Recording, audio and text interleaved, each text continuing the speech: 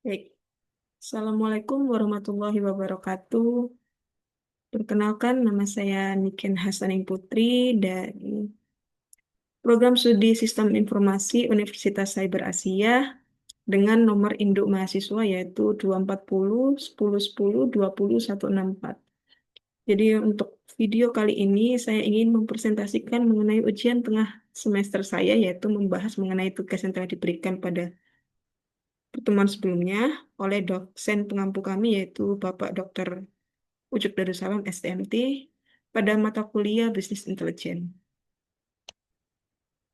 Jadi pada tugas sebelumnya kita melakukan review mengenai analisis artikel pada website FMGG. Sebelumnya kita throwback kembali mengenai bisnis intelijen itu. Sebenarnya apa sih bisnis intelijen itu? Bisnis intelijen itu adalah sebuah sekumpulan proses, teknologi, dan alat yang digunakan untuk mengumpulkan, mengolah, menganalisis, dan menyajikan data bisnis agar dapat digunakan untuk pengambilan keputusan yang baik. Nah, simpelnya ini adalah bisnis intelijen ini itu sangat membantu perusahaan untuk mengetahui tren apa yang sedang terjadi saat ini, dan mengapa tren itu terjadi, dan apa yang akan dilanjutkan oleh perusahaan selanjutnya, berdasarkan data yang diperoleh dari report bisnis intelijen tersebut.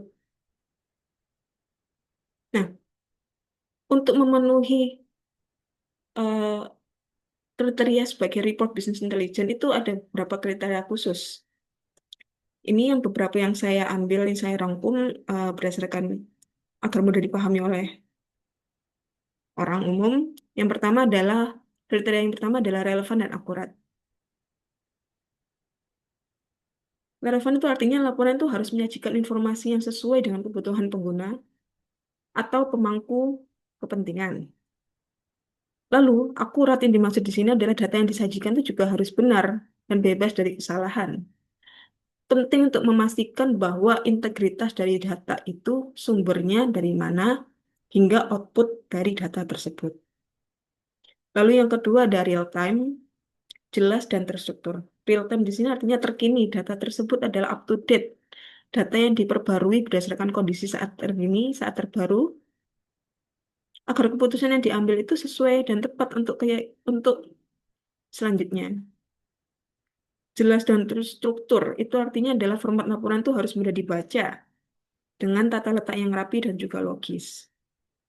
Lalu ada kemampuan analitik lanjutan. Yang keempat ada visualisasi yang efektif. Yang kelima itu ada interaktif. Artinya memungkinkan pengguna itu mampu memilih filter sesuai dengan kebutuhannya. Misal ada filter waktu, ada lokasi, dan juga kategori. Lalu yang keenam adalah mudah diinterpretasikan. Yang ketujuh yang jelas dan sangat penting yaitu bisnis intelijen harus mampu membantu pengambilan keputusan. Dalam hal ini artinya report, tujuan utama laporan atau report bisnis intelijen ini adalah untuk memberikan informasi yang membantu dalam pengambilan keputusan strategis dan operasional bagi perusahaan itu sendiri. Nah, ini adalah hasil analisis saya mengenai artikel yang diterbitkan oleh Kompas, yaitu data penjualan FMCG e-commerce tahun 2023.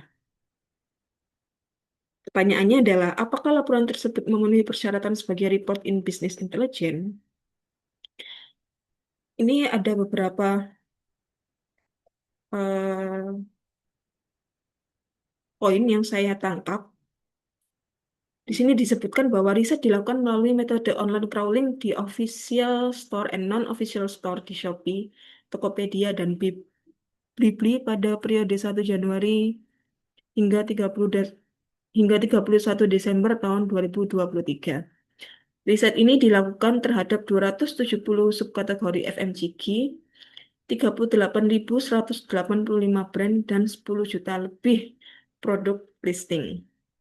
Dalam artikel ini kita akan menggali lebih tentang bagaimana data penjualan FMCG di Indonesia tahun lalu. Nah, dari kutipan yang saya screenshot ini, itu sudah memenuhi dari tiga kriteria report in business intelligence. Kriteria yang mana? Yaitu yang pertama adalah berbasis data yang nyata dan juga valid.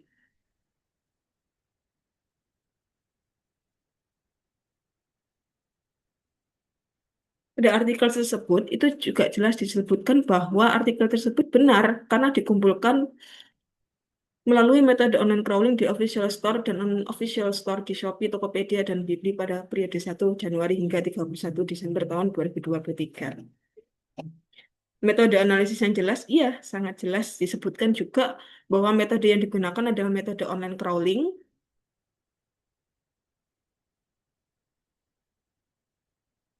dan cakupannya yang sangat luas juga, meliputi 38.000 brand dan juga 10 juta produk listing. Relevansi bisnis yang tinggi, iya, karena fokus dari FMCG ini adalah sektor yang sangat dinamis dan penting dalam e-commerce. Selanjutnya,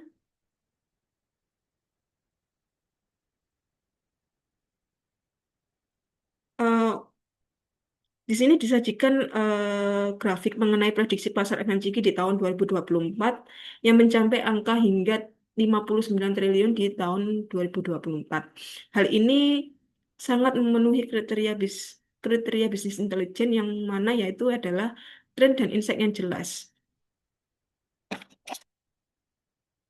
Artikel ini tuh menyajikan pertumbuhan tahunan kategori teratas dan prediksi tahun 2024. Jadi sangat mendukung sekali dalam pengambilan keputusan ke depan.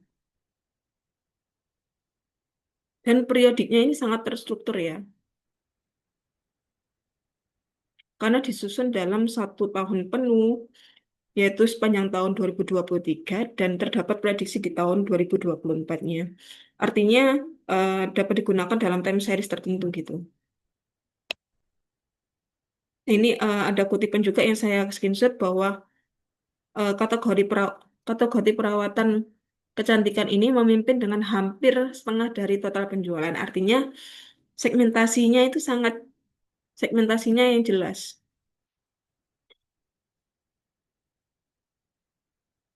Di sini disebutkan selain kecantikan itu juga ada kategori makanan dan juga kesehatan. Namun tidak terlalu mendalam dalam segmentasi waktu dan juga lokasi ataupun platformnya di situ.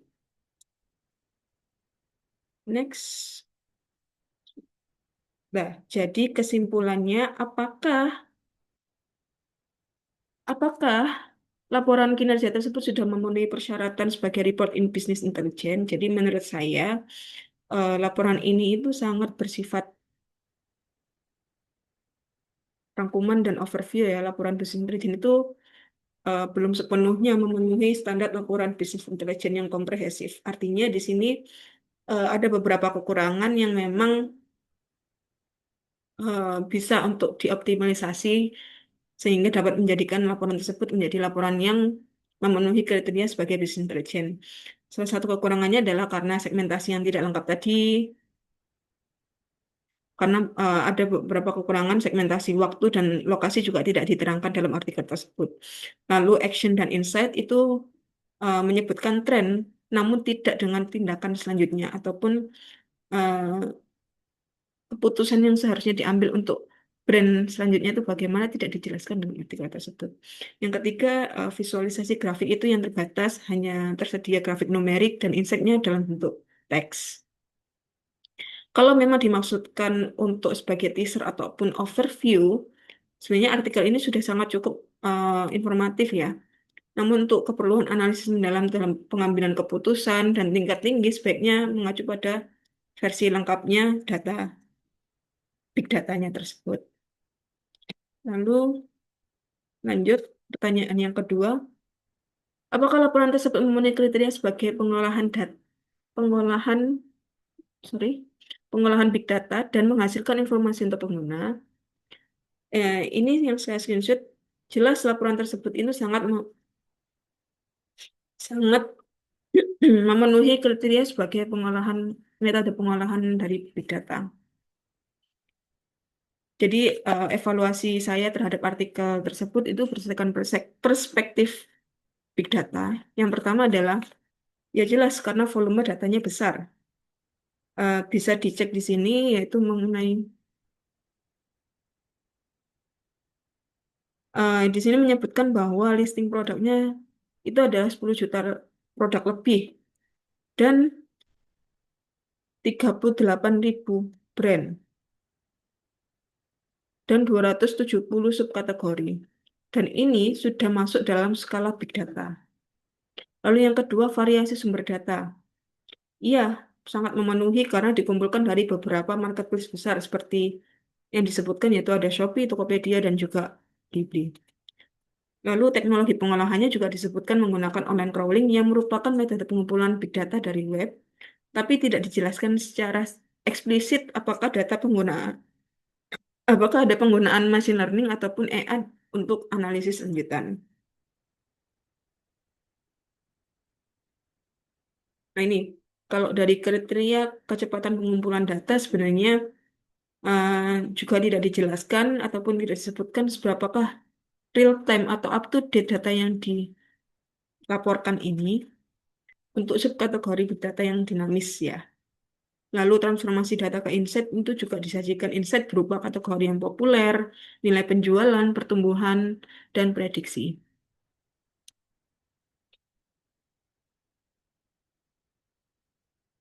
Informasi ini bermanfaat bagi pengguna, iya jelas sangat bermanfaat karena sangat relevan bagi pemilik brand-brand besar dan digital marketer yang ingin memasarkan produknya dalam mengambil keputusan nanti bagaimana selanjutnya eh, dua perusahaan itu nanti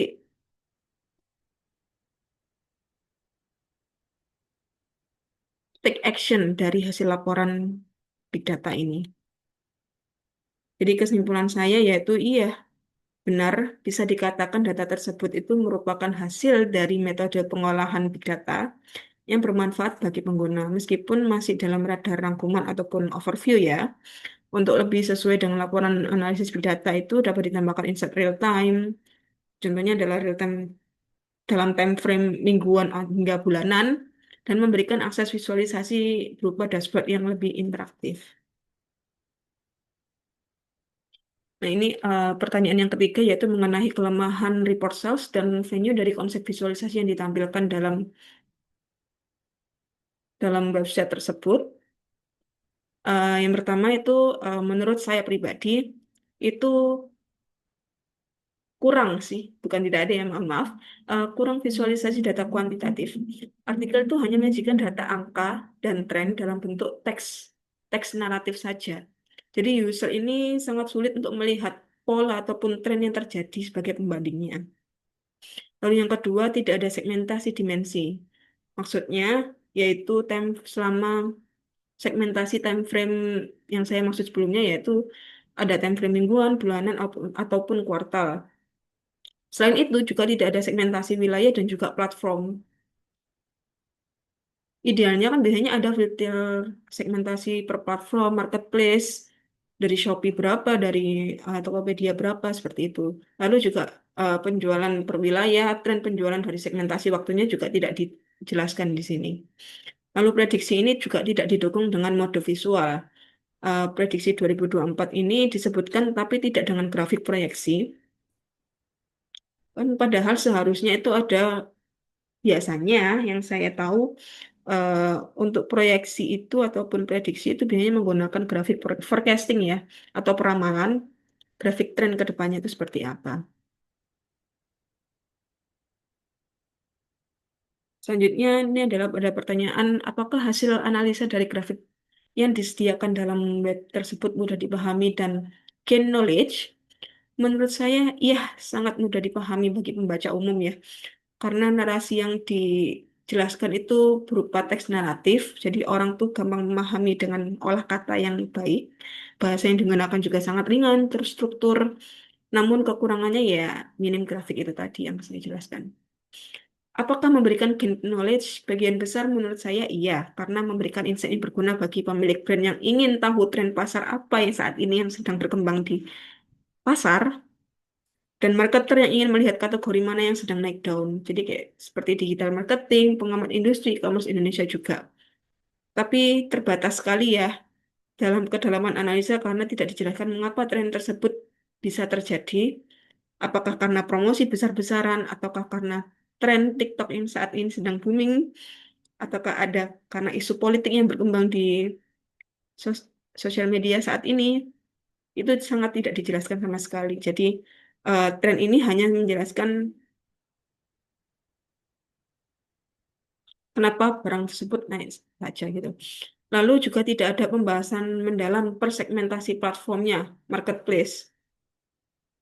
Tidak ada analisis kompetitif, insight juga tidak dilengkapi dengan rekomendasi dan juga tindakan yang seharusnya dilakukan oleh pemilik brand.